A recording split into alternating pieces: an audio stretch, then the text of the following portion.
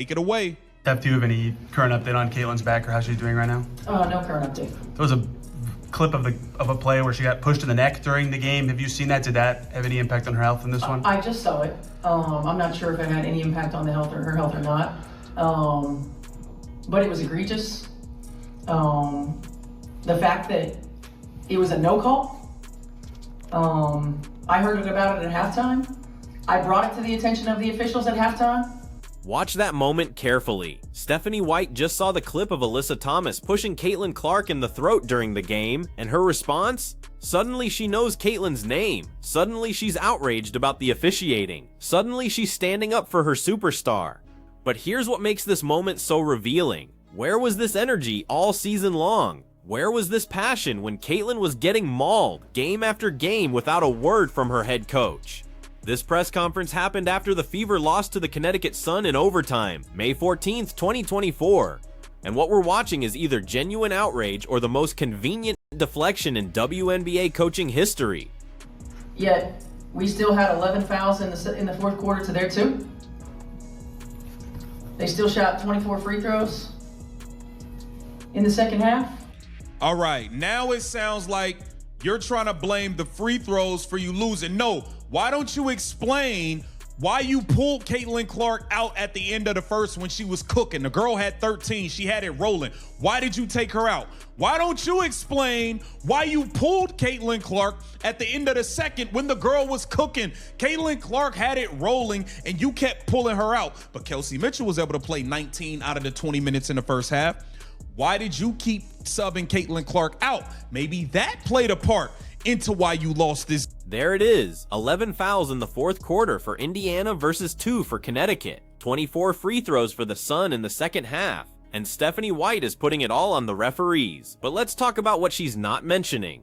Caitlin Clark had 13 points at the end of the first quarter. She was cooking. The Sun had no answer for her. And then Stephanie White pulled her out of the game with 2 minutes left in the quarter. Clark came back in the second, started heating up again, and White pulled her again before halftime. Meanwhile, Kelsey Mitchell played 19 out of 20 minutes in that first half. So when White talks about the officiating costing them the game, she's conveniently ignoring her own rotation decisions that killed their momentum when they had Connecticut on the ropes. About it at halftime. I brought it to the attention of the officials at halftime. Yet, we still had 11 fouls in the fourth quarter to their 2. They still shot 24 free throws. You're going to talk about that, the free throws. Okay, you gave up nearly 60% shooting on defense. You're supposed to be a defensive coach. You're trying to use Caitlin Clark's situation to cover up for that. You're trying to use Caitlin Clark's situation to cover up for that. You chose to run 5-6 straight plays for Kelsey Mitchell when Caitlin Clark is cooking. You trying to cover up for that. Come on now, I see right. Now she's talking about the free throw disparity and the fouls. And look, she's not wrong about the officiating being inconsistent. That throat push on Caitlin was egregious. It should have been reviewed. It should have been called. But here's the problem with using that as your primary excuse. Indiana gave up nearly 60% shooting on defense in that game. 60%. Stephanie White built her entire reputation as a defensive-minded coach. She was brought back to Indiana specifically to fix their defensive issues. And in the biggest moments of this game, her defense completely fell apart. The Sun scored at will in the fourth quarter in overtime. That's not on the referees. That's on coaching and execution. Through you. The second half, number one, you gotta call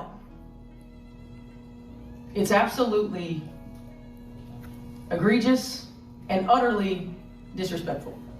I agree. Now, what she's about to say about Caitlin Clark, I agree with. I just feel like she's trying to use Caitlin Clark to cover up for her coaching mishaps as well. And then number 2, you're coming in here aware of what happened 2 nights ago? And that shit still happens? Absolutely unacceptable. Absolutely unacceptable. And the reckless closeout that they actually reviewed, and the foot still comes down on top of the defender's foot that wasn't upgraded? Absolutely disrespectful. We have a generational talent and a WNBA superstar who had 2 cheap shots right there that weren't called. And I just say again, absolutely unacceptable. Listen to what she's saying here. She calls it egregious and utterly disrespectful. She mentions what happened 2 nights ago, referencing another game where Caitlin took a cheap shot. She talks about the reckless closeout that was reviewed but not upgraded. And then she drops this line, "We have a generational talent and a WNBA superstar who had 2 cheap shots right there that weren't called." Now, all of that is true. Caitlin Clark has been the target of physical play all season that often crosses the line into dangerous territory. The officiating has been wildly inconsistent in how they protect her compared to other stars in the league. But here's what's so frustrating about this moment. Stephanie White has spent the entire season avoiding saying Caitlin's name when she accomplishes something positive. When Clark breaks records, White gives generic team answers. When Clark has historic performances, White deflects credit to the system. But now, when she needs to explain away a loss, now she's ready to call her a generational talent and a WNBA superstar. The timing is incredibly convenient. Officiated going forward. I mean, we spent all offseason looking at officiating. All offseason.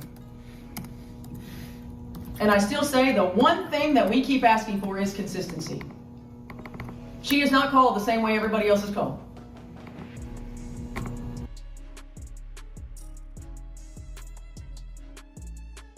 How long have we been saying that and you never acknowledged it or said nothing? We've been saying this.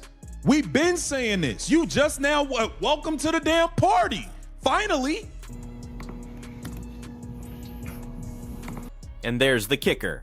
She is not called the same way everybody else is called.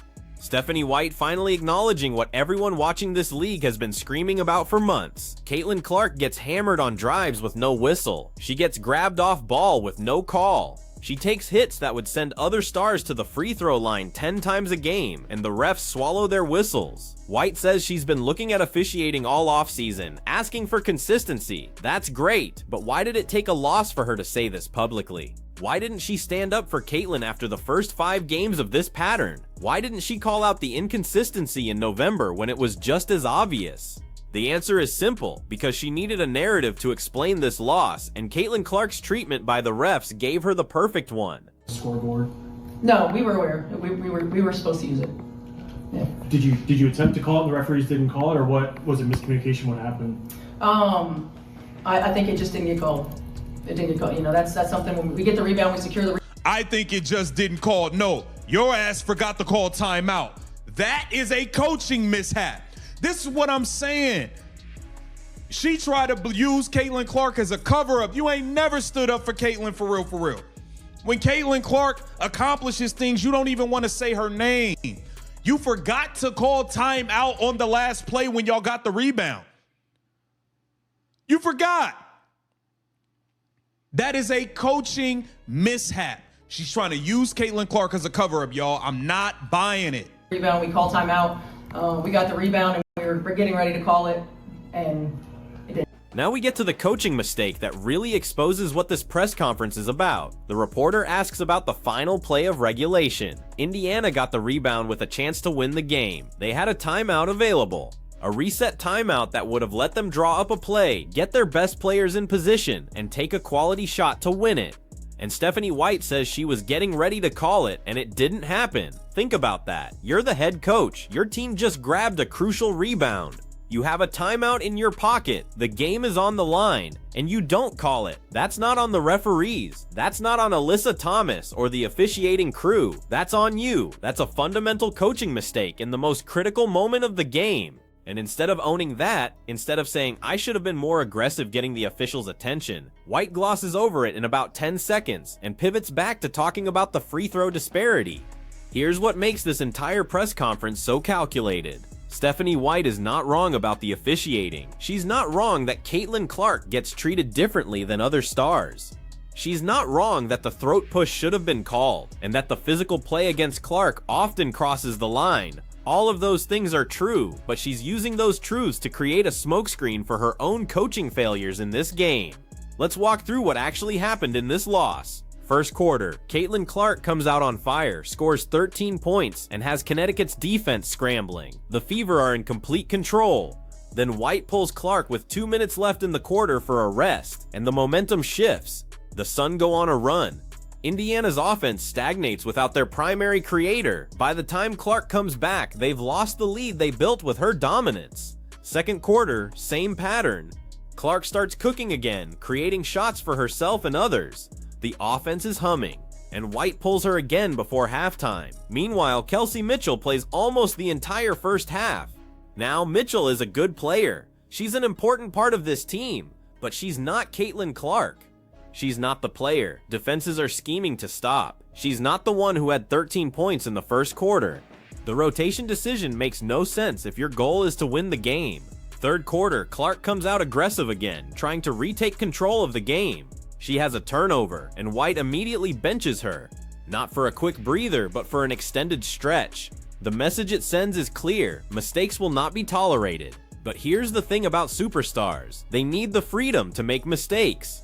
They need to know their coach trusts them to play through errors and figure it out. Michael Jordan had turnovers. LeBron James has bad possessions. Stephen Curry has shots that don't fall. Great coaches let great players work through those moments because they know the overall value far exceeds the occasional mistake. But White doesn't coach Caitlin that way. She coaches her like a role player who needs to earn minutes.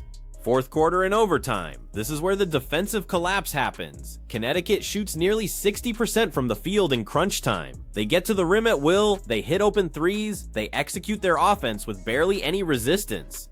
And remember, Stephanie White's calling card is defense. She was hired specifically to fix Indiana's defensive problems. But in the most important defensive possessions of the season so far, her schemes fell apart. Players were out of position, rotations were late, help defense was non-existent.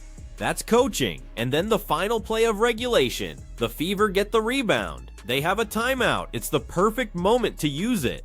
Draw up a play for your best player, get everyone on the same page, and take a high-quality shot to win the game. But White doesn't call it. She says she was getting ready too, but it didn't happen. That's not acceptable.